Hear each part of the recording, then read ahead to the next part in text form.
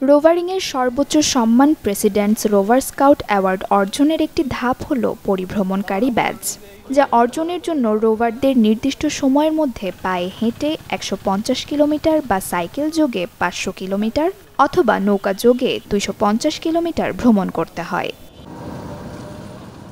এরই অংশ হিসেবে আজ রোববার সকালে গোপালগঞ্জ রোভার স্কাউটের ৪ সদস্যের একটি দল গোপালগঞ্জ সদর উপজেলা পরিষদের সামনে থেকে ১৫০ কিলোমিটারের এই যাত্রা শুরু করে। ৪ সদস্যের এই দলের নেতৃত্ব দিচ্ছে রোভার স্কাউটের সদস্য গোপালগঞ্জ সরকারি কলেজের ছাত্র আশরাফুল আলম নাজিম।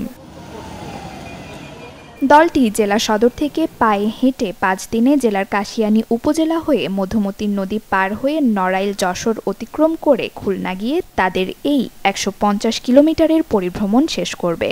পথিমধ্যে তারা বাজার এলাকা, শিক্ষা প্রতিষ্ঠান ও লোক সমাগমে বাল্যবিবাহের কুফল, মাদককে না বলি, দুর্নীতিকে রুখুন ও ট্রাফিক আইন মেনে চলি এমন নানা জনসচেতনতামূলক বক্তব্য প্রচার করবে।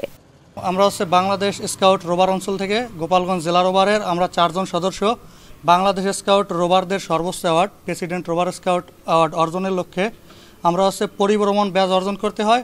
তো আমরা এই পরিভ্রমণ ব্যাজ অর্জন করার জন্য আজকে ৫ তারিখ আমরা ৫ দিনের যাত্রা শুরু করছি। আমাদের এই ৫ দিনে ১৫০ কিলোমিটার পায়ে হাঁটতে হবে। আমরা গোপালগঞ্জ থেকে যাত্রা শুরু করে নড়াইল যশোর হয়ে খুলনা পর্যন্ত পায়ে হেঁটে মোট ১৫০ কিলোমিটার পরিভ্রমণ করব।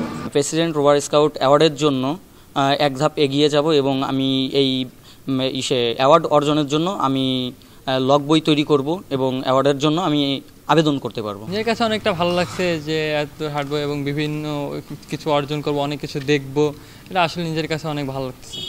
প্রেসিডেন্টস রোভার স্কাউট অ্যাওয়ার্ড অর্জনের জন্য এমন পরিভ্রমণে গোপালগঞ্জের রোভারের অগ্রযাত্রা এগিয়ে যাবে বলে মনে করেন গোপালগঞ্জ জেলা রোভারের কমিশনার।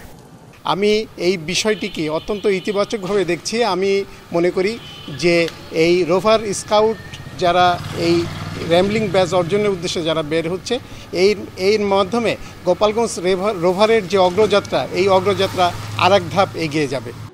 আগামী ১০ অক্টোবর খুলনার ফুলতলা বিএম কলেজ চত্বরে শেষ হবে তাদের এই কার্যক্রম। Desk report, channel 24।